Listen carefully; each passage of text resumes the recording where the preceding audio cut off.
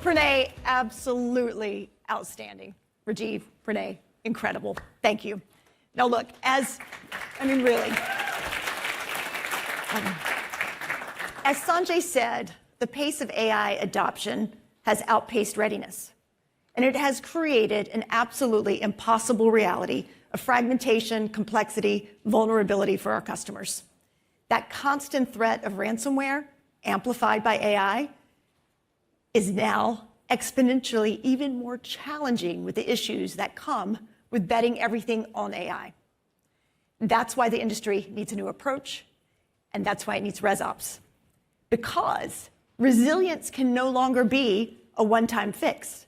It has to be continuous, active, operational posture in your company, creating a single source of clean data for that AI-driven enterprise. The stakes are high, and the industry has been challenged to deliver ResOps. Why? Because they want to stitch together a bunch of point products, solutions across clouds, across entities and systems for cyber, for identity, and recovery, multiple clouds. This just adds more complexity. Well, that ends today.